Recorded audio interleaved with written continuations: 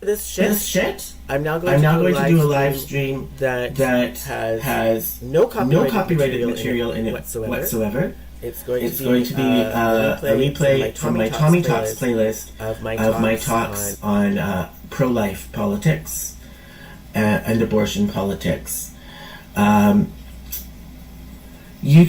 time I did a stream like this of that same content a few days ago, and it was coming up saying I was getting a message from YouTube saying that the audio was that there was something wrong with the bit rate from my end, and that the audio would not be able to be heard properly by people listening.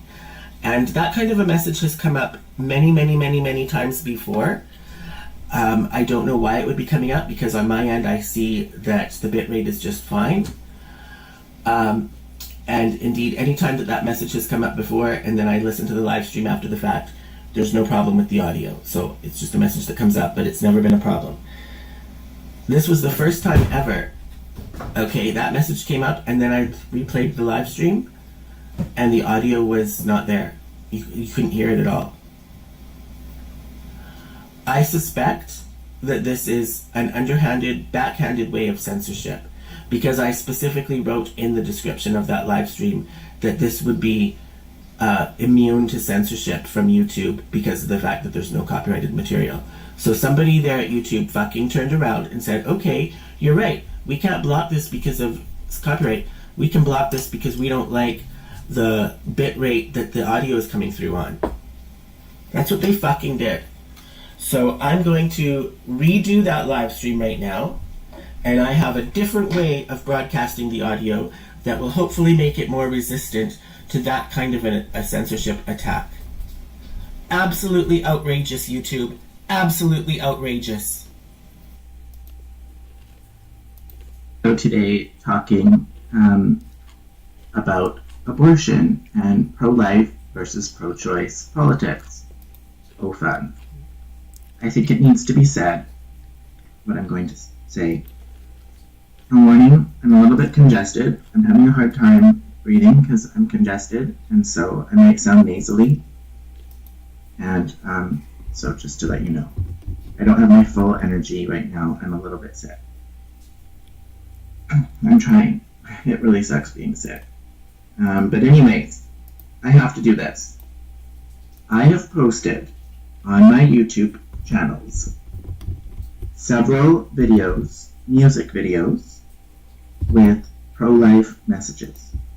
Now, I'm not talking or wading into the politics at all myself in those videos, the way I'm going to do right now. But they're just songs that have messages that are along the lines of pro-life. And then I combine that with imagery that really enhances those lyrics. And I did it first with Madonna's Papa Don't Preach, which is such an explicitly pro-life song. It's insane. You know, people think of Madonna as this she is. She's totally committed to pro-choice and the liberal feminist order of the day, right? So it's all about not even just pro-choice, but like pro-abortion. But in the 80s, when she made that song, not necessarily. I mean, I think she was definitely probably pro-choice, but she did make a song that had pro-life messages back in the 80s. You can't deny it. She tries to deny it now and says, oh, well, it was just about confronting the patriarchy. Well, okay, Madonna, I suppose so, if you want to say that the patriarchy is the reason why women are having abortions. I could get on board with that. But it's more than confronting the patriarchy. It's also in terms of abortion and reproduction right and human reproduction. That's what you were getting at in that song. And she received praise from the Catholic Church at the time because they agreed, they heard the pro-life messaging in that song as well. And so I just combined it for the video. I just put pictures that I found on the internet of pro-life marches, rallies in the United States and Canada. Okay? And I only made it for the original song, but then I decided to put that video to a whole bunch of remixes of Papa Don't Preach. Then I decided, okay, let's do something even better, because you know what? The liberal left-wing point of view is pretty dominant in pop culture music. But it's not the only one. So Papa Don't Preach is an example of a song that has ideology within it that is not part of the left liberal order. If you want to think of pro-life, it's not part of the left liberal order. No, it's not. So there are some exceptions. Papa Don't Preach. And another really good exception that often gets overlooked is a song by Lauryn Hill, To Zion. This is from her groundbreaking. I mean, Lauryn Hill is an exceptional artist. She's a category unto herself. She really is spectacular. And she has a song, To Zion, which is on the album called Miseducation of Lauryn Hill. It's the second song on the CD, okay? And that song really goes through what I think we can call pro-life feminism. And it was through the course of doing these videos and looking up images on the internet that I even found out that pro-life feminism is a thing. It was a thing before, but kind of got squashed. But it's made a comeback in recent years, and I think that's great. I could see that in the images. There's been several feminist rallies of feminists, people who mostly women, who identify as feminists, but they are pro-life. And we've been taught for the past 30, 40 years that that's a contradiction. No, it's not. And those feminists can explain it, and I'm going to do my best to explain it right now. I'm a little bit sick and tired, and my brain isn't firing on all cylinders. I'm not at my best, but I'm going to try. So yeah, Lauryn Hill's To Zion does a really good job of representing feminist, pro-life feminism. I don't know if Lauryn Hill herself is pro-life, or if she identifies as a feminist even, or if she identifies as a pro-life feminist. I'm not going to get into that. It's not about her specifically, but that song that she's singing encapsulates the ideas that are behind pro-life feminism. And she certainly does talk about social justice in her music, so I wouldn't be surprised. Now, so the thing is, ever since I started posting these videos, it's been radio silent on my channels. No comments, no likes, no new subscribers. I was going through a period of rapid growth on one of my channels. It all fell flat as soon as I started doing this. I was already dealing with censorship, though, around copyright issues, okay? YouTube is already jacking me around when it comes to copyright issues and songs that are not even political. So the whole reason why I was doing music videos in the first place was to avoid the BS of censorship. They're going to give me BS over copyright issues and let other people have stuff, but just not let me. Then what's my incentive to leave politics out of it? There is no incentive. So I'm diving right in. Okay, diving right in. YouTube brought that on by acting like absolute fools when it comes to copyright. Just a little aside, I'm not being allowed to have a Pretender song and a Madonna song on my YouTube channel. For no reason. Everything is copyright, but they still allow it. And they still allow it. Those particular two songs are not being allowed on my channel. They're allowed on other people's channels just fine. Why am I being targeted? And why is it, I've never posted, an entire album. Madonna's new album, Finally Enough Love? Do you think I bought it? No. It's on YouTube for free. People post entire albums on YouTube and get away with it. I would think that would be a copyright violation. The Finally Enough Love album it's the entire album broken up into 2 videos is on YouTube. And that's where I get it from. If I need to get something from that album. Do you think I'm going to pay for it? Yeah, right. So So the thing is I don't even do that, but other people are allowed to post the entire album and they get away with it. I can't even post a song. So here we go. I'm being political. Now, I just need to get this going on my phone. So yeah, it was one thing to have radio silence and be totally ignored. But then what's triggered this today is that somebody actually wrote under my Lauryn Hill to Zion pro-life feminist video that I put up last night. Someone wrote a comment. I just want to point out, like, that was crazy what was going on. This is me talking now in 2025. What I was talking about there, these weren't even live streams. It was videos themselves were being blocked for songs due to copyright. But those same exact songs were all over YouTube on other people's channels. YouTube has since relented on that. Okay, I do have those songs on my channel now. But why? Why were they blocking it in the first place? Why do they treat me so harshly compared to other people on YouTube? Well, because, I mean, the answer to that is because they are so scared of me. They are so scared of my intelligence and how articulate I am and how I'm able to just cut through the bullshit of the mainstream. Like, almost effortlessly, I can do that. And so they're so intimidated by me that they have to resort to these crazy tactics that they don't usually resort to for most other people. And so I do take that as vindication, or not vindication, validation. Like, I must be doing something right? If I've got YouTube this triggered that they have to go to such extreme lengths to censor me, I must be doing something right. So it speaks to my talents and my abilities, how amazing I am that YouTube has to do that, feels the need to do that. Okay, back to the pro-life talk. Saying thumbs down. So they want me to know that they disapprove of that video. They have nothing specific to say. I mean, there's a lot of substance there.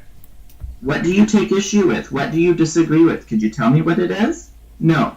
They have nothing to say other than they want to voice their disapproval.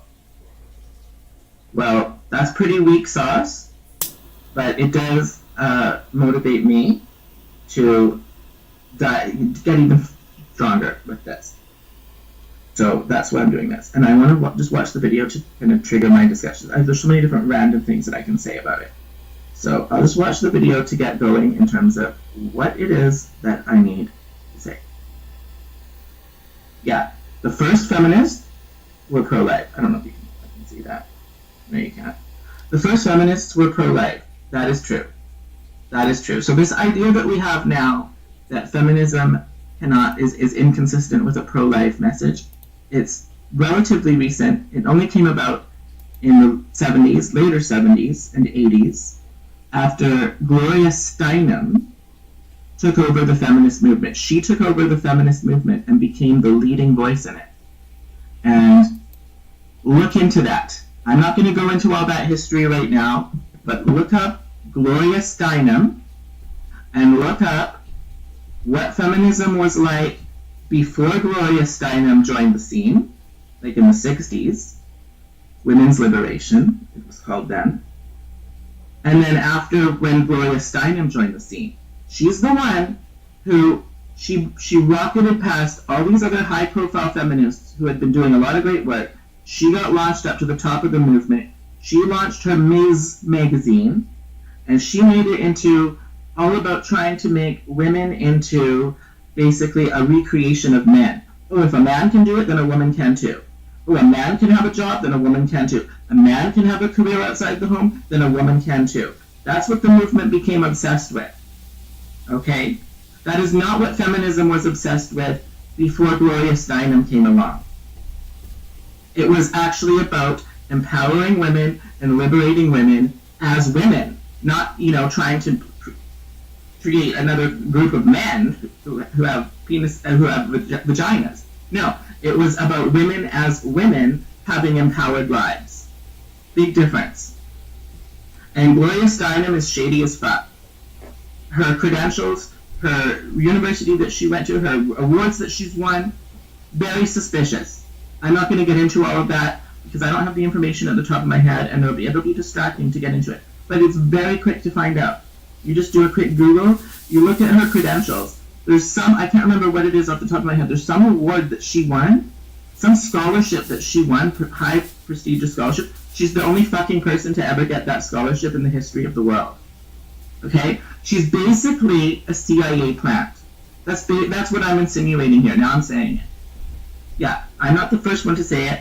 Other people have said it, and there's a lot of circumstantial evidence that points to that. I don't know if there's smoking gun evidence. I don't know that for sure, but there's smoking gun evidence. She certainly found a lot of success in the feminist movement and changed the gears of that movement and made it into something that is far more conflictual with men as well.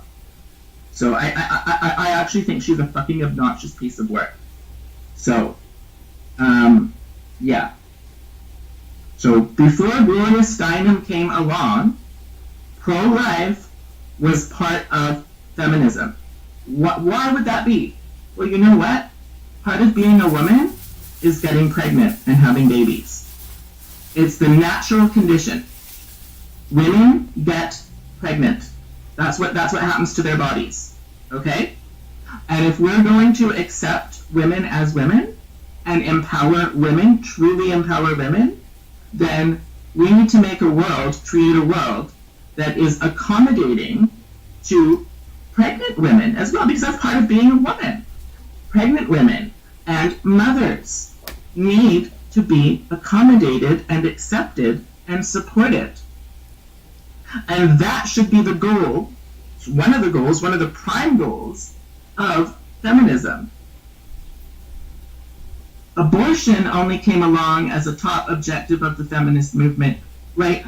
In part of this context of Gloria Steinem saying, okay, well, we need to be working women, we need to be out in the business world, we need to basically living our lives like men, and this baby that now I'm pregnant with is getting in the way of that, so I need to have the option the choice to abort that baby, to kill that baby, so that I can carry on living my life trying to copy as a man would live his life. Yeah, how is that feminism really? That's like trying to live like men, which I don't see how that is even feminism. No, real feminism accepts women for who they are, that they are women. And part of being a woman is being pregnant, for just about all women. Okay? And so that's what really should be accepted. Not trying to transform or reconfigure women so that now they can live the lives of men. That's a huge point. Let's go on. Yeah, I've got crazy neighbors, so you might hear them in this video. Abortion is the ultimate exploitation of women. So says an old school feminist from back in the day. Right. Because that child, that baby, that woman's body is being violated and exploited. How is this not something almost like rape? Like you're having instrumentation and medical devices put into you to extract your baby. This is part of that is exploiting women. And then when you think about the fact that there's a whole industry that has developed that's around harvesting the byproducts of an abortion. So the body parts or the blood or whatever it is, I don't know exactly, but it does happen. Planned Parenthood has been caught on tape admitting to this. Okay, so it's a product. These aborted fetuses are actually a product that are worth money, and they've got these women thinking that they need to have abortions so that they can live a life emulating a man's life And so then they're signing up to have an abortion, but their something from their body is now being used as a product. So that is that is absolutely the ultimate exploitation of women. Absolutely. I love this one. Our liberation cannot be bought with the blood of our children. Right. And these are children. These are children, these are babies, these are human lives, even if they're not born yet.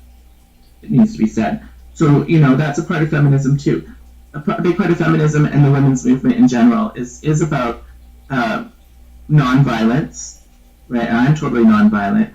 It's about nonviolence, and it's about love and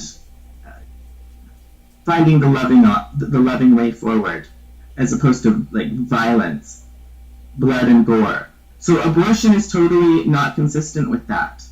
Abortion is a fundamentally violent act. You're killing a baby. So that's not consistent with feminism either. Going on. I'm just doing my best to try to tune out the insanity that goes on out here. Let's go on. Abortion is fake feminism. I agree. For some of the reasons that I've just been outlining. I love this one. Okay, you can't see it. Why am I showing you? Abortion is a symptom of women's oppression, not a solution to it. Right. It's a symptom of women's oppression. If women were not right, if the fact that we have this whole economy and this whole world that makes it so difficult for women, in particular young women, to live their lives as they would do naturally. So with being pregnant and with having babies, the fact that our social systems and our economic systems are incompatible with the natural state of what it is to be a woman, that is oppressing of women. Okay? And the fact that many women feel the need to have an abortion when they get pregnant because of their job or because of their career or because of finances or because of lack of housing, which is a big one. Women feel that they need to have an abortion because of these reasons. Well, if you wanted to really liberate women, you would address those issues, not just make it easier to have an abortion. Why don't we make it easier for a young woman to have a baby? Why not support that? Why not have it so that they do get money, that they do have the resources to look after their baby, that they do have housing, that they if they want to, they can go to a job and take the child there, have childcare on the site, whatever it may be, whatever it may look like. Why can't we design and devise social systems and economic systems that are actually supportive and complementary of the natural state of women and actually meet women's real needs? That would be addressing women's oppression, not have an abortion. So that's exactly what that's talking about. And yeah, there's something else I wanted to say about that. Right, and that actually lines up with a whole branch of feminism, which is called socialist feminism, which talks about the fact that, human reproduction and social reproduction is actually a need. It's a need. Like, we need it as a society. It's not just about women in their natural state. Oh, and let's accommodate their natural state. We actually need this shit to happen. We need people to have babies in order to keep the human species going, in order to keep the economy going, in order so that there's going to be enough workers, in the next generation as time goes on. We need the species to reproduce itself. That actually serves a utilitarian function. So the socialist feminist argument would be that should be paid for. Right. So why don't we fucking pay women to have babies? Instead of making it a burden, why don't you pay them? And so that leads into all these politics around, the stigmatization of the welfare mom, which I'm totally against. My mom was on welfare. And she had 3 kids. I don't join in that. When people start saying, oh, well, she's on welfare and she's got tons of kids. Good. Great. Wonderful. She's reproducing this human species. She should be fucking paid for that. So We need to get over that. We need to get over that. And that doesn't mean necessarily it has to look like welfare moms. There's different ways to set it up, but that's one way. That's one way. Let's go on.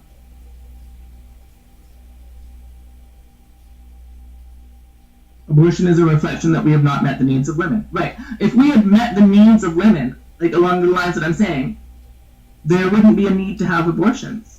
Because most women actually want to have kids. The women that I know, all of them in my life, they all want to have kids. They all want to be mothers. And the women that I know who are not mothers, except for one, are all really bent out of shape out of it. They're heartbroken. If they get into an older age and never have kids, they are upset about it, most of them. Most of them. And so, again, women, for the most part, don't want to be men. And part of being a woman is getting pregnant and having babies. That's part of the condition of being a woman. And the other part is, when you're young, at your prime, like, I'm talking 20-year-old women are the ones who should be mothers, not 40-year-olds, who their eggs are all dried up, and now they're having a baby who's, like, has all sorts of issues because, the DNA has degraded. What is that doing to our human species, by the way? So, no, when you're at the age when you're supposed to reproduce, like around 20, that is when, for the most part, women should be having babies. And that is when, for the most part, now, women are having abortions, because our whole society is set up against that.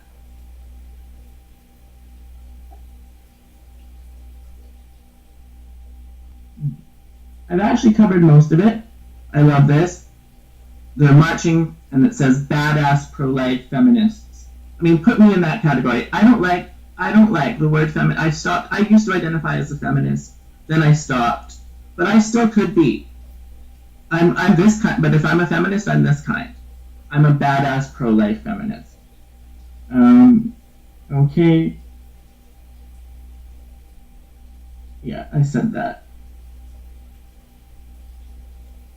Okay. So, I guess I'm getting pretty close to wrapping this up. 23 minutes. Wow. Oh, a few words on Roe versus Wade. It's been really entertaining watching people in the United States lose their shit over Roe versus Wade. Roe versus Wade was a Supreme Court decision in the 70s that essentially made abortion a constitutional right for women. Reality check, Americans. There's no other fucking country on the planet Earth that ever had that. And every other country, the sky did not fall. I'm in Canada. There's never been Roe versus Wade in Canada. There's never been a constitutional right to have an abortion. Think about that. Like a right. You consider that to be your enshrined right in the Constitution. Like, wouldn't there be more important other things that should be a right before the right to kill babies? Like, I don't know, maybe like, how about a right to housing? I'd like to see that as a constitutional right. A right to housing. A right to a decent standard of living. A right to a job, maybe not a good job, but a job of some kind that you can support yourself. Now, that would be the kind of thing that I would think should be a constitutional right, way before the right to have an abortion. So it's fucking bizarre that even would have become a constitutional right in the United States. As far as I know, there's no other country in the world that ever had to have a constitutional right to an abortion. And guess what? Abortions still happen in all these other countries, and everywhere else that doesn't have Roe versus Wade. They don't have to have it constitutionally enshrined, and it still fucking happens. So get a reality check, people. And the other thing is about that is that the arguments that were being used in the 70s around Roe versus Wade are out of date. And one of the biggest arguments, I don't know if it was used, so Roe versus Wade was a court case, but it was also a social cultural moment. And it led to the decriminalization of abortion around the world, even if there's no constitutional right in Canada, it was around that time in Canada too that any anti-abortion laws got repealed. They just got repealed, by the way, and then no new laws got put in. So Canada actually has no laws on abortion. You can fucking have an abortion right until the moment that you're going into labor in Canada, okay? Because there are no laws about it. It's just the laws against it got repealed. But the arguments that were circulating at that time, because it was a time of lots of social debate, hot debate about the topic of abortion, a lot of those arguments no longer apply. That was 40, 50 fucking years ago. Technology has changed. I remember reading some old literature from the 70s that was talking about Roe versus Wade, and one of the main arguments was that a woman does not have, that the baby does not deserve to have, the unborn baby does not deserve to have like full rights as a human being because of the fact that its life is dependent on the mother's life. So because the baby is not capable of living separate from the unborn baby, the fetus, is not capable of living separate from its mother, the argument was that means it doesn't deserve to get all the full rights of a human being. Well, not just bypassing the merits of that argument, that is no longer true, thanks to medical technology. So we now have babies, fetuses, premature ones, being born at 20 weeks pregnant. That's like half of a pregnancy. A full-term pregnancy is 40 weeks. 40 weeks. They can be born at 20 weeks. So that's halfway through. And they can live in an incubator. Okay? At the same time, we are aborting those babies at that term as well. Well, the whole argument that the baby cannot live independent of the mother, which was one of the prime arguments of the 70s in the context of Roe versus Wade, that doesn't apply because actually they can live independent of the mother. Medical technology has progressed to the point where they can live independent of the mother. So I'd like to say to you people who support abortion and you call yourselves pro-choice, yeah, it's not pro-fucking choice, by the way. If these choice that these women are making to have an abortion, how much of it is a choice? How much of that is a free will? When I've just gone down the list of constraints, well, they have to do it because of their job, because of societal pressure, family pressure, because they're not going to be able to go to work, because they're not going to be able to find housing. That's not a choice. That is a choice. That is not free will. That is a heavily constrained choice. So don't call yourselves pro-choice, okay? You're pro-abortion. And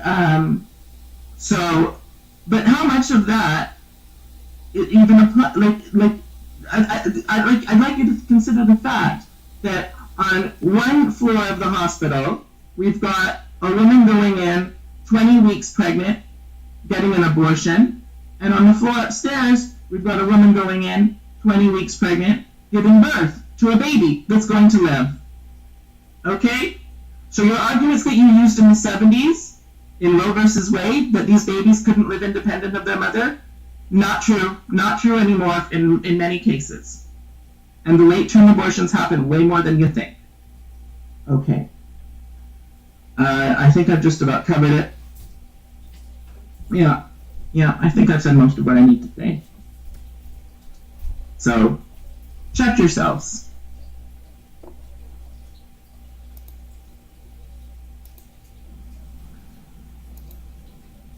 Okay, so I need to be doing another video about abortion. Not really a fun subject, but it's coming up.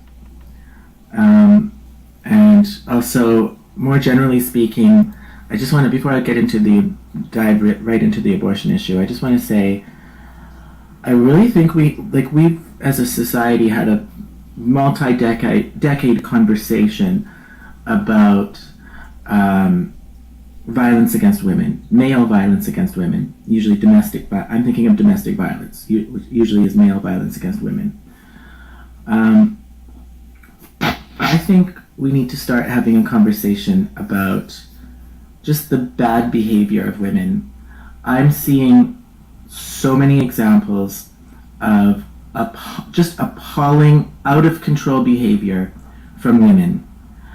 I'm seeing that in my own family. I'm seeing that in other areas of my life as well. And I'm not even thinking about any one particular woman when I'm saying that. There's just been so many examples.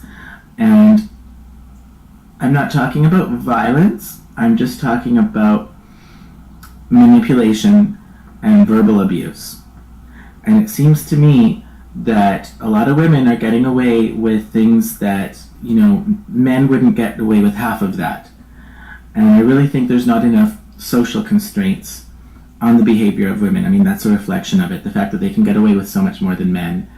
And it's just not okay to be abusive. And I think the behavior needs to be called out. But I'm not going to be going into that much more right now.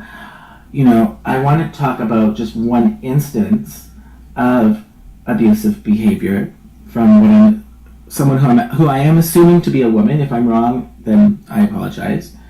But I don't know. I don't know if you can see this, but there is a comment on my YouTube from someone named Zara She Notary Public saying, "You are idiotic." Now, it's too difficult for me to... I'm just going to read the rest. I'm not going to show you everything on the screen. But this comment is coming under a Cyndi Lauper video called Sally's Pigeons. Okay? Sally's Pigeons. Which is a song by Cyndi Lauper about abortion. It's about a young girl who gets pregnant from the boy next door and decides to have an abortion. And, okay. Now, the commentary under this video is all about how great it is that Cyndi Lauper supports abortion rights, and even includes, let's see this part, even includes a link to where you can donate Cyndi Lauper's fundraiser for to support the National Network of Abortion. I don't know what the F stands for. That's cut off. National Network of Abortion Funds. Okay, Cyndi Lauper, through this thing, has raised $298 so far. Not a whole heck of a lot of money, but anyways. So it's the context of this is it seems to be very pro-choice, pro-abortion over on this under this Cyndi Lauper video. So even though the song is not necessarily like that, but here we go. This is what I wrote under that video. I wrote, "My friend still cries every time she hears this song because it reminds her of the abortion she had as a teenager. It goes to show many women never get over it, and abortion trauma lasts a lifetime. Choose life instead." Okay, so I'm pro-life. But yeah, I do have a friend, I'm not going to say her name, who it's well known in our circle of friends that whenever this Sally's Pigeons song by Cyndi Lauper comes on, she bursts out into tears. Okay? I did not see her for many, many years. We lost contact, and when we reestablished contact, when I was seeing her for the first time after many years, this friend told me that she regretted her abortion. Okay, so she is someone who regrets her abortion, and she cries every time she hears this song by Cyndi Lauper. And the comments section under the Cyndi Lauper video just assumes that it's a pro-choice, pro-abortion video, but not everybody interprets the song that way, including my friend who had an abortion. Okay, so under that comment that I wrote, somebody named Zara She Notary Public. Is this a notary public? Is this someone representing a business? Talking like this? But anyways, she said, "Maybe you should choose not to try and speak for women. Have a nice day." Okay, well, I'm not trying to speak for women. I wouldn't attempt to do that. In fact, I wouldn't attempt to speak for men either. I'm speaking for myself. And so I wrote that. I wrote something to that effect in response. I wrote, I'm not speaking for all women, or all men for that matter. I'm speaking for myself. You have no idea if I'm a woman or a man. Right. So you're gendering me based on what? Just pointing out some contradictions of political correctness right there. And I'm representing my experiences. In my experience, I have encountered many women in my life who have trauma from abortion. Yes, I have, including my aunt. In the case of one family member, it had a significant impact on our family and how we relate to one another, right? So my mom said she was going to share her kids with my aunt who had an abortion. Like, it's had a big impact on our family dynamics. Abortion is an issue that affects everyone, including men. Why can I not scroll this down? Okay, so that's what I wrote. Then I also wrote, in addition to speaking about my experiences, I'm also giving my understanding of the song lyrics. In the Sally's Pigeon song, Cyndi Lauper sings that whenever she saw those birds again, she would cry. I mean, that's part of the song, is that this protagonist in the song, the young girl who had an abortion, whenever she saw those birds again, which is like, I suppose, a metaphor for the freedom of youth that led to this accidental pregnancy from the boy next door. Whenever she saw those birds again, she would cry because it would remind her of her abortion. Okay, even long after the abortion, she would still cry whenever she saw those birds again. Okay, so the song itself includes a recognition of the emotional trauma of abortion. I mean, Cyndi Lauper is not sugarcoating it here. So even though, I mean, Cyndi Lauper has a fundraiser for the National Network of Abortion Funds, and she's, really upset, out of shape over this Roe versus Wade stuff, which, I addressed that in my previous video. It makes no sense. There's no need for a national and constitutionally enshrined right to an abortion. No other country besides the United States has ever had that. So, I mean, that's crazy. But, so Cyndi Lauper is all on this pro-choice Democrat liberal worldview bandwagon. She is, politically speaking. But her song, Sally's Pigeons, if you listen to it, it's not sugarcoating it. It's not saying that abortion is a happy-go-lucky thing. It's actually saying that the young girl who had the abortion still cried for years and years and years after. Anytime she would hear that, or anytime she would see those birds again. So the song itself is recognizing that there's a lasting emotional wound that happens to a woman as a result of having an abortion. That's Cyndi Lauper's song, okay? So even though it's being portrayed as all pro-choice and pro-abortion, the song is more nuanced than that if you really listen to what it's saying. Okay? And indeed, my friend who had an abortion cries whenever she hears that song. Okay?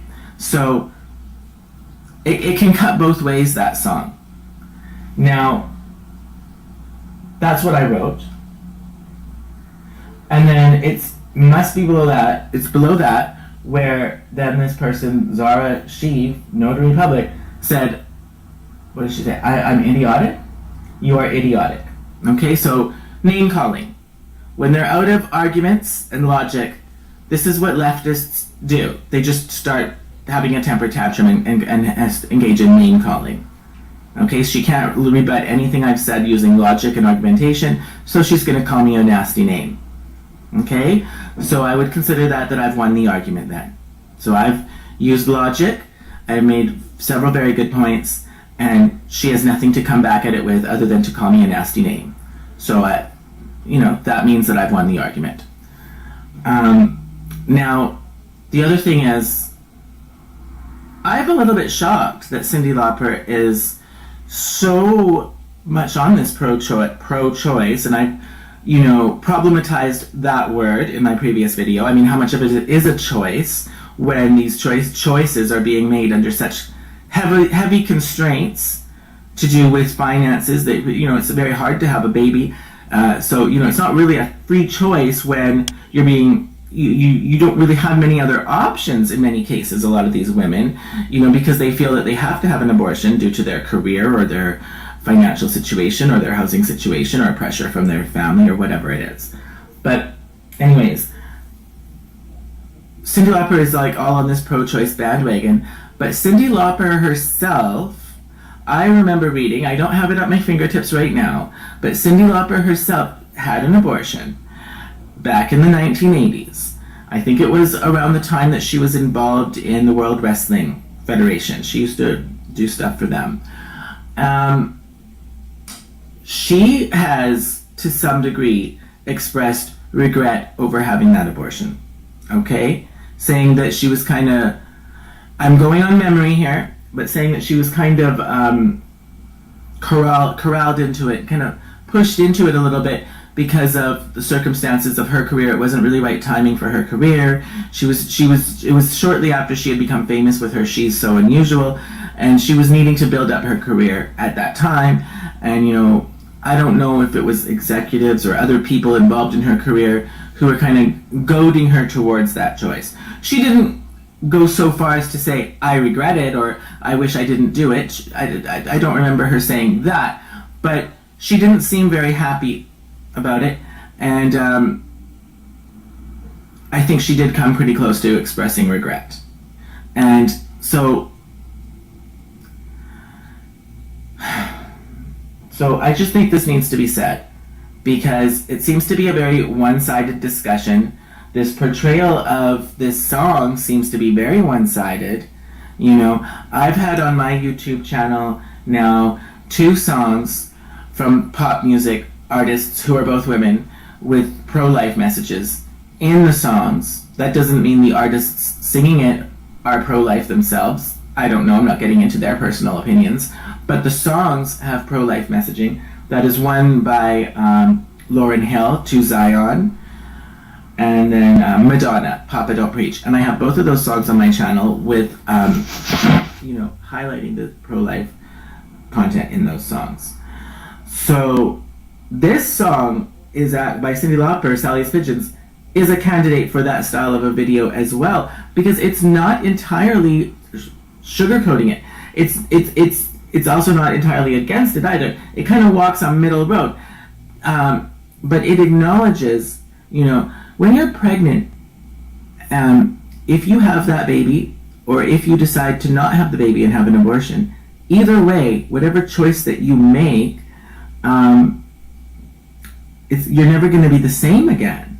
You can't erase what happened and go back in time. So you're either going to have a baby, okay, and that's going to change your life. Having a baby changes your life. Or you're going to have an abortion. And in many, many cases, I can't say all cases, I don't know the percentages of how many percentage, but in many, many cases, even after you have that abortion, you're going to be a changed person. Your life is never going to be the same, because now for the rest of your life, you're going to have this negative emotional trauma as a result of that experience. Okay? And Cyndi Lauper acknowledges that in her Sally's Pigeons song when she sings that whenever she saw those birds again, she would cry. Okay? And indeed, Cyndi Lauper has come pretty close to expressing regret for her own abortion that she had in the 80s. So I just wanted to say that. And this is coming on the heels of, you know, I have been observing a lot of really bad, really childish behavior from women. I'm not going to get into the specifics. Not just one woman. I'm thinking about many different women, including those in my family and those that are not in my family. I'm not wanting to paint women with a broad brush. I'm not speaking about the majority of women even, but there's been a handful, a fair number, recently that have been causing a lot of trouble. And they seem to be getting away with way more than anything a man would get away with. And I just think it's time to call out the bad behavior of women. And this idea that only women have a right to have an opinion on the issue of abortion, I think we need to call that out. So that's basically saying that you know, men's opinions on this subject simply don't count as much as women's opinions. You know, I'm going to be pushing back against that. I think we need to start putting calling out women a bit more. They're getting away with way too much. And the audacity to be able to think that your opinion counts for more than my opinion simply because of your genitalia, like that is quite rude. And it's coming from a left-wing perspective that, you know, in the next sentence is going to say, well, they're like, gender is a social construct, and, you know, biology doesn't even matter, and biological men can indeed be women, and biological women can indeed be men. Who are the women and who are the men? It's not quite clear, right? Because of this gender and transgender politics that have arisen in the recent years. So how can we have such a clear delineation that says women are allowed to have an opinion on abortion, men are not allowed to have an opinion on abortion, oh, but men can become women, and they don't even need to have surgery or take hormones, and they can still be identified as women and be treated by women through society and expect to be treated that way. So, you know, like, so on the one hand, leftism is tearing down the gender binary with that transgender argumentation, and then in the next breath, reaffirming the gender binary by saying that abortion is an issue that only women are allowed to have an opinion on. Okay? So I think that hypocrisy needs to be called out. And one more thing before I let this go.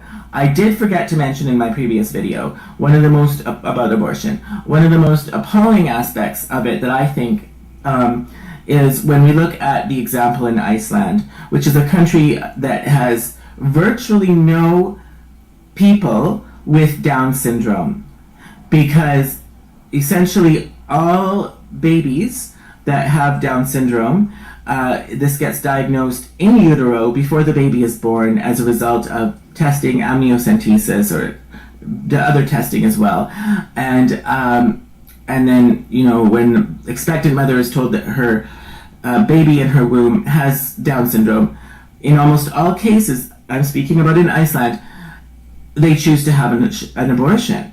And so now we're looking at a country, an entire country, that essentially has no people with Down syndrome. Okay? That is tantamount to eugenics. Okay? And how is that? I mean, my previous video was about pro-life feminism. How is eugenics consistent with feminism? It's not. Or the eradication of people with a certain disability. How is that consistent with feminism, which is supposed to be all about inclusivity? It's not. And I think that's appalling because, you know, I went to a school, my elementary school had a special class in it with kids with Down syndrome. And so I have been around a lot of people with Down syndrome through my life. And I consider those people to be gifted. And one of the biggest things that was taught to us in our school, and I agree with it to this day, is that people who have Down syndrome, and to those of us who don't have Down syndrome, we have something to learn from them. That's why they're here. We have something to learn from them. We're not better than them. They're not better than us. They're different. And, you know, so, but to say that these people should not exist, or that, you know, writ large across society, we're going to eradicate all people who have Down syndrome by aborting them before they even get born. I mean, that is very, very disturbing, and it really is on par with eugenics. Okay? Eugenics, like that which was practiced by the Nazis in Nazi Germany. I mean, how does this have anything to do with feminism? So the contradictions of women and feminism, yeah, it's about time to start calling it out. And I'm going to be doing that. So, happy Halloween.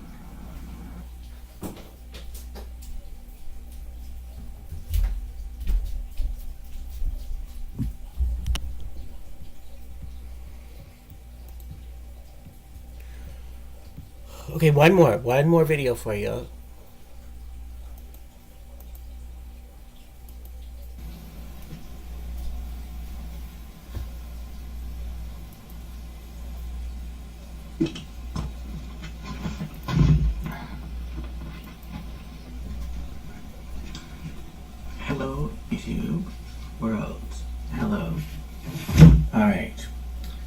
get into it.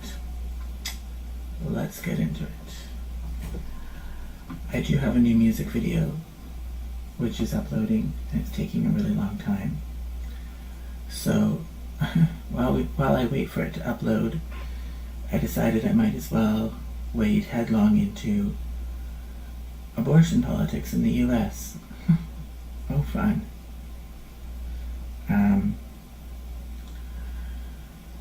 There's just, the media is ridiculous, and it needs to be pointed out. So, let's do it.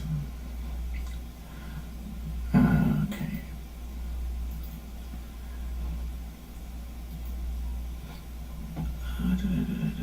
Here we go. So I want to direct your attention to this article that's coming up on MSN for me with the headline, Sally Field shares details of her hideous illegal abortion ahead of presidential election. It just makes me wonder, is there any type of an abortion that is not hideous? Like, really? Before we get into this article, I'm going to read the article in full and then comment. But before I do that, I want to point your attention to this comment from someone that says, absolutely ridiculous that some of the men in this forum have an opinion on this, especially a bad one. A woman has the human right to have freedom over her body. This is between a girl, woman, and her doctor. And get real, you have not walked a mile in her shoes. Sometimes no choice is the only choice. Leave the judgment for God to deal with. I am pretty sure the runaway daddy has some explaining to do. Okay, so I just want to touch on, I mean, she sounds triggered, but I just want to touch on that this idea that men are not allowed to have an opinion about abortion. Like, it's absolutely ridiculous that some of the men in this forum have an opinion on this. So who in this forum doesn't have an opinion? Like, only some of the men? So there's men in this forum who don't have an opinion? Really? I would think if they're in the forum, in the comment section, they have an opinion. But so I would probably think all of the men who are in this forum have an opinion. But this person finds that ridiculous, especially a bad one. So she finds it ridiculous that men would have an opinion, any opinion, but especially ridiculous because she disagrees with their opinion. Like, the narcissism is thick here. Like, so because she considers it to be a bad opinion, that makes it ridiculous. Like, and then she's saying leave judgment to God. Well, you've just judged these opinions saying that they're bad.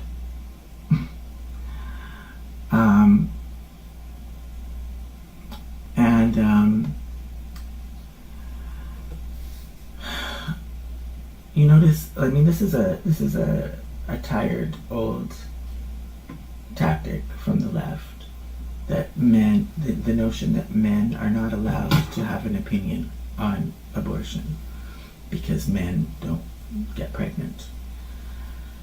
At least not men as that term is traditionally understood. It's actually politically incorrect to say that men don't get pregnant now. Like, reproduction of the species, but also, I mean, in many cases, the men may be the fathers, the biological father.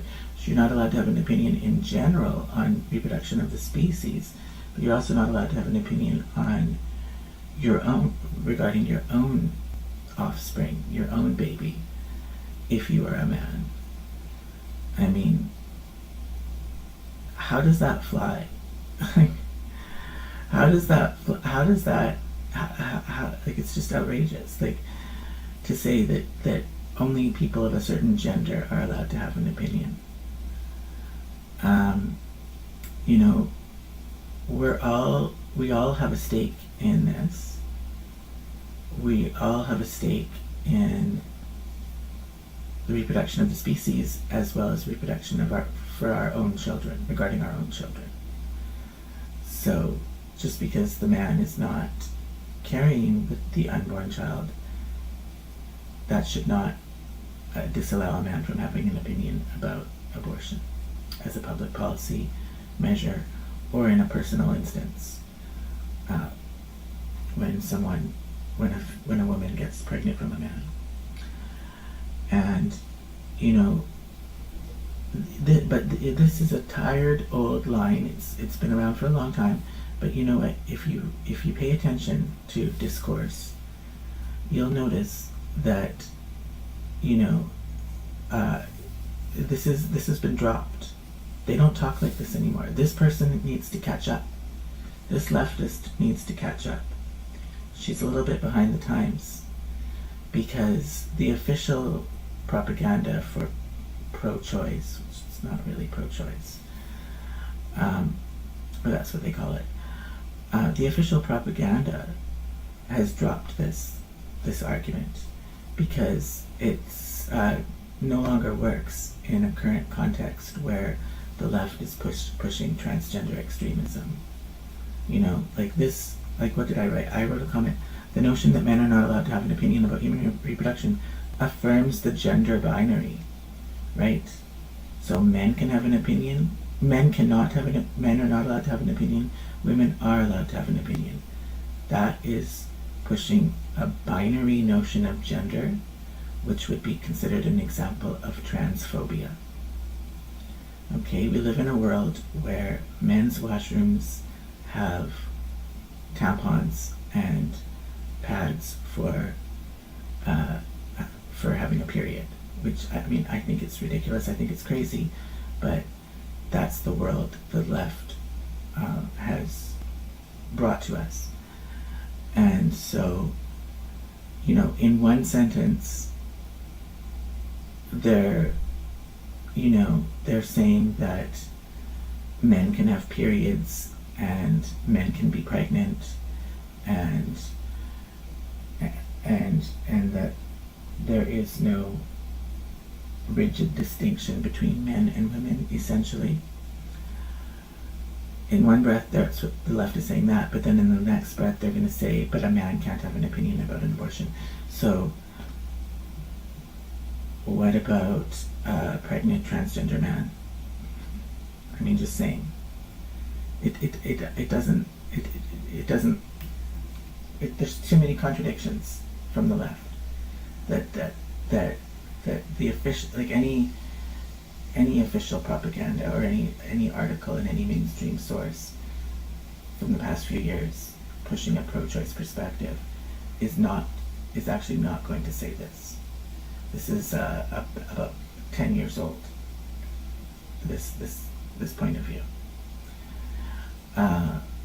So just pointing that out, and it's also misandry, yeah, of course, because, you know, the men are expected to deal with the consequences. If the woman decides to not have an abortion, then that man's going to be, at the very least, on the hook for child support. And if the woman decides to have an abortion, that man's baby is going to be killed. So of course the man should be able to have an opinion. And men do indeed have opinions, and then they should be allowed to express those opinions as well, as I am doing right now. Yes, even gay men are allowed to have an opinion, because we all have a stake in human reproduction, and we all have a responsibility to care for one another, right? To care for one's fellow man or woman. You know, like, I care about these babies that are being killed.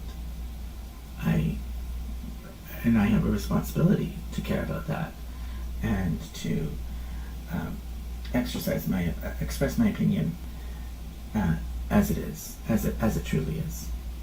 I have a duty to do that, in fact. So, yeah, I just wanted to dispense with that. And they always talk about the runaway daddy has some explaining to do. So, it's so tired. Men, sure, there are deadbeat fathers, and there's a lot of bad mothers out there too. But why that has to be held up, I mean, it's misandry. It's just trashing men for the sake of it. It's not relevant to the argument, really.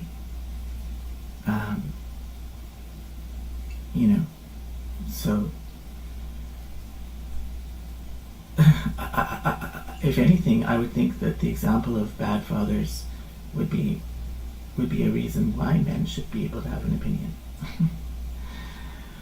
But maybe their opinion is that they support abortion because they know they would be a bad father. I mean, what about that? So, anyways, let's get into the article. Sally Field shares details of her hideous illegal abortion ahead of presidential election. Sally Field has spoken about the traumatic illegal abortion she underwent as a teenager in 1964. The 80 for Brady star, age 77, had the procedure. It's a procedure. I mean, pay attention to that language. Using innocuous term like procedure for talking about killing a human being. 9 years before Roe v. Wade introduced a constitutional right to abortion, which was overturned by the Supreme Court in June 2022. Field, who first revealed her abortion in her 2018 memoir, In Pieces. And that's exactly what happens to these babies. They are ripped into pieces. Said she had no choices when it came to terminating her pregnancy, and urged her fans to support Kamala Harris and Tim Walz in the forthcoming presidential election to protect reproductive freedom. I mean, what a negative view of freedom, really, coming from the left. You don't hear them pushing for freedom in other areas, but they're big on freedom when it comes to killing babies. Writing on Instagram, Field said, "I've been so hesitant to do this, to tell my horrific story. It was during a time even worse than now. A time when contraception was not readily available, and only if you were married." So that would seem to be almost an argument for why abortion is not needed, because contraception is readily available to people even if they are unmarried. But I feel that so many women of my generation went through similar traumatic events, and I feel stronger when I think of them, she continued. I believe, like me, they must want to fight for their grandchildren and all the young women of this country. So it's interesting that she's making a generational argument. Sally Field is, of course, of an age where when she was in utero herself, there was very little risk that she would be aborted, because back in 77 years ago, it was illegal. And so, I just find that it tends, I believe that it's younger people, maybe people under 45, who have a more nuanced view of abortion and who are more likely to oppose it than, say, the baby boomers. And that's because, in my opinion, people under 45, like everyone under 45, is lucky to if they get out of the womb alive, right? We're all at risk of being aborted. But if you're of a certain age, that risk was essentially, I mean, other than these illegal abortions, which weren't all that common, really, that risk was quite less, you know. At least there was a legal framework in place to protect your life when you were an unborn baby, for people who are of the baby boomer generation. So they did not face that risk. And so I just think it's interesting that, I don't think it's a coincidence that they are so supportive of abortion, that particular generation. Thank goodness they're getting old and becoming a declining force in society with time.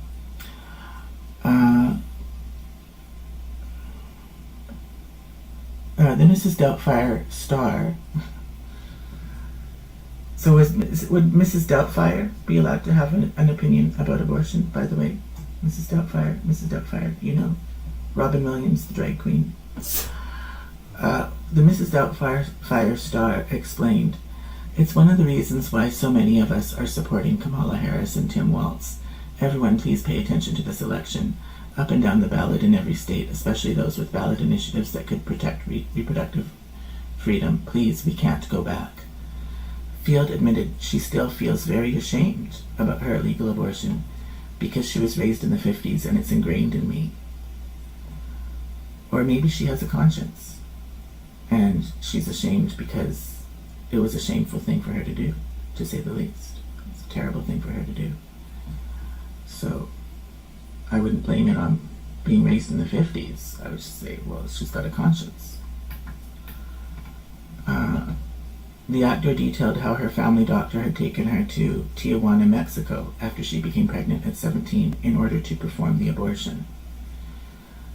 And it should be pointed out that Mexico has no constitutional right to abortion, okay? Which is what this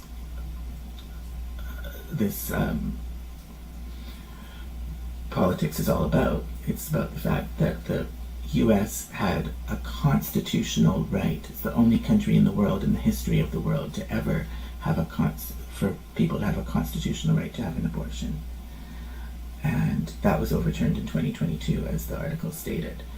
But Mexico, Canada, the whole rest of the world never had a constitutional right to an abortion in the first place. And I just think it's absolutely perverse that women in the United States, not all of them, but many of them, and some men apparently feel this way too, feel that would be a constitution, that should be a constitutional right, like enshrined in the Constitution. It's that important to them. Like, you know, I mean, I just want to point out, I've given pro-life talks before on here. There's 2 of them. I'll put the links in the description below. And, you know, I explain in there that how much of it is really a choice. Like, they call it pro-choice, but if you listen to, especially young women who have abortions, and you listen to their reasoning, they'll say, well, they felt that they had to because of their job, because of their career, because of their education, because of their aspirations, because of their finances, because of their housing, because of their family, because of social judgment, whatever it may be. But there's all these factors that go into, like, that makes you say, well, this is not really a free choice with all these constraints. It's not an exercise of pure free will when there's all those constraints. So I would think that the women's movement would be more concerned with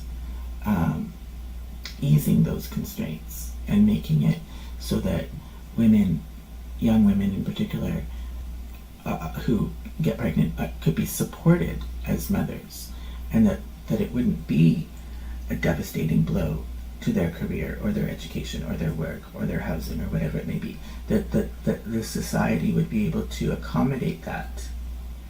And I would think that those kind of protections would would be the kind of thing that we would want to see constitutionally enshrined. Like, how about a constitutional right to a basic income or a basic standard of living for everyone? Okay, including young people who have kids. You know, I would think that would be should be a constitutional right, way before the right to kill a baby, because someone feels that they don't have any other options. We parked on a really scroungy looking street. It was scary, and he parked about 3 blocks away and said, "See that building down there?" And he gave me an envelope with cash, and I was to walk into that building and give them the cash, and then come right back to him, Field said. The procedure was beyond hideous and life-altering, and she had no anesthetic, she added. Whether it's illegal or legal, I would say the procedure of killing a baby is beyond hideous and is life-altering. It's still life-altering, okay? When you get pregnant, that is life-altering, because you're either going to give birth to a baby and become a mother, which is a life-altering event, or you can have an abortion, which is a life-altering event. You can't change the fact that you are pregnant and that baby exists. You can't undo it. You can't go back in time. And you know, but I think that's what a lot of women are trying to do with having an abortion, and they're mistaken. Like, your life will be altered. You know, even if it's happening in a clean clinic, or at home with an abortion pill, without being such a horror story as this one. But it's still going to be life-altering, and they are. I just need to reiterate, it's still a horror story. It's a horror story for that baby that's being killed. And she's saying that she had no anesthetic.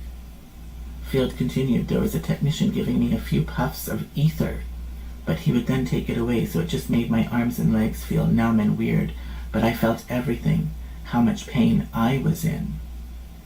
So she doesn't give any thought about the pain of the baby that's being killed.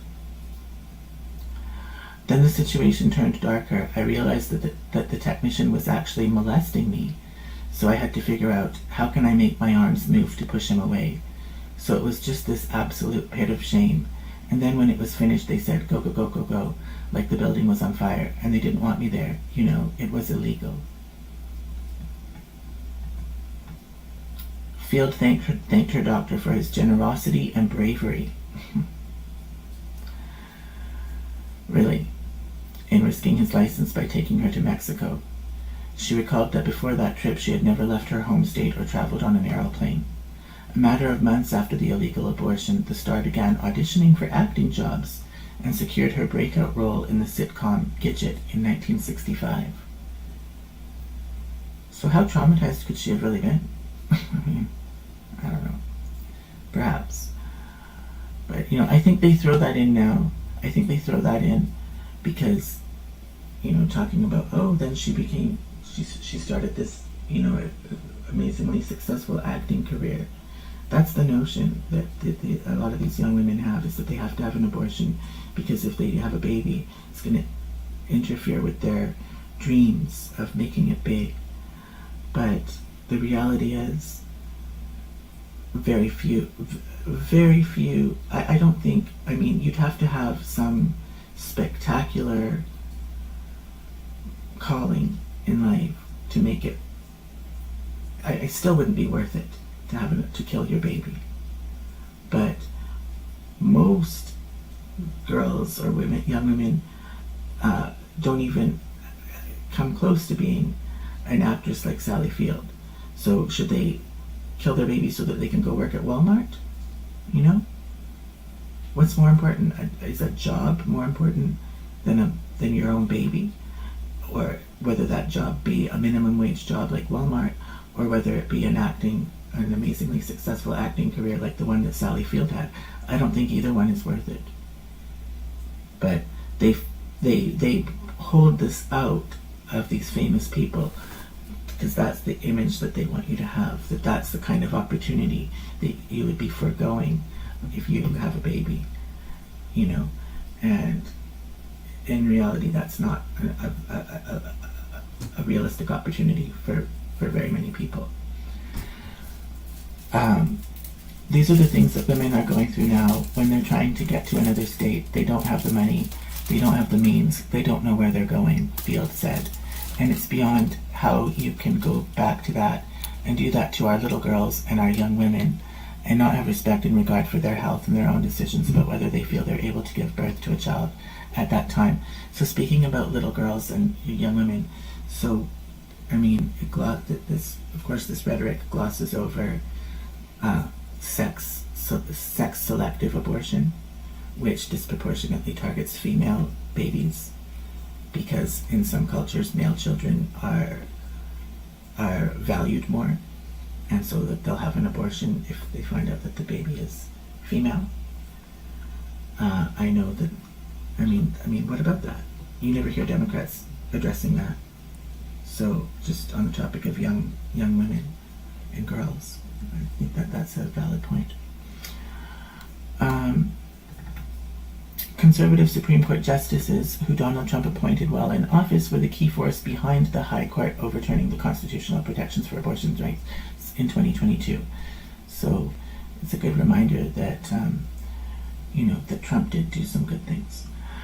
The Supreme Court decision led to a wave of new abortion bans across the country. The procedure of killing a baby is now banned with few exceptions in 14 states and severely restricted in others. Since then, pregnant women across the country have faced life-threatening medical complications under the new healthcare regime.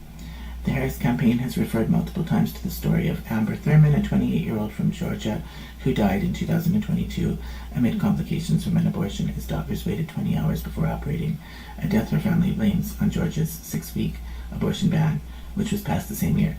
You know, they hold up these stories, right? But they don't tell you about the horror stories of the babies who are being killed. And I mean, there's been horrible stories of babies even being killed after that have survived an abortion, and then they come out and they get their spine severed, and there was how they're harvested for medical products. You know, like these killed babies, their dead bodies are a product that's worth money. Understand what a law like this means. These kinds of laws under Trump, abortion bans, it means doctors may have to wait until the patient is at death's door before they take any action, the vice president said. Nobody wants that, she added. This is one example of what is happening around our country right now, and this is a healthcare crisis, and Donald Trump is the architect. Well, Donald Trump used to say that he was pro-choice, so I don't know if he's the architect, but of any policies around this. But it sounds like he did put in some Supreme Court justices who did the right thing. Okay, so that's it. That's the end of the article. So I think it is hideous, but I think it is hideous whether it's illegal or legal. And you never hear Democrats talking about the case of Iceland, where there's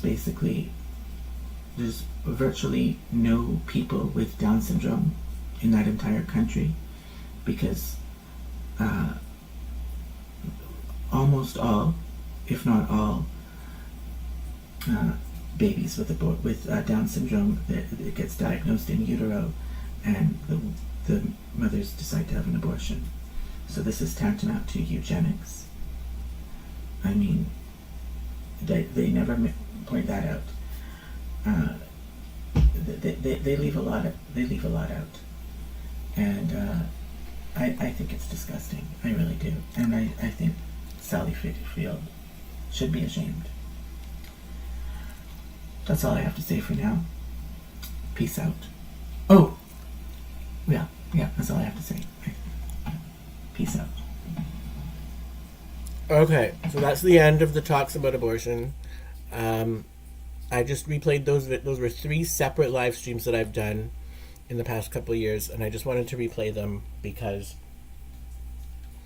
when I did so a few days ago, the audio was censored on YouTube, and when I'm doing my music video content on YouTube, they're going insane about copyright and threatening to block, if not actually blocking, live streams of music video content, of videos that I've already posted on my channel that are publicly available, that YouTube says that the copyright holder agreed to allow that content to be on YouTube.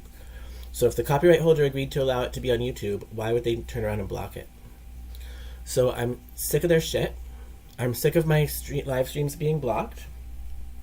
So, and I'm sick of, virtually nobody watched this just now on YouTube. And, I'm more than a pretty face. I'm actually a really smart person. And I like to be known for just like how women don't want to be objectified, do they? Well, neither do I. I'm a smart person, and I like to be known for what I have up in my head. So I feel like, I don't know if I'm going to do this for sure, but I just feel like I should do more replays of my live streams like this, because I have lots of good ones, not just about abortion, but about other topics as well. And the good thing about these kind of live streams is there's no reason, YouTube will not block it for copyright. There's no reason for them to be blocking it for copyright. It is not copyrighted material. It is all 100% original content created by me. So this is my response to YouTube and their heavy-handed copyright tactics. Okay? Expect more like this. That's all for now.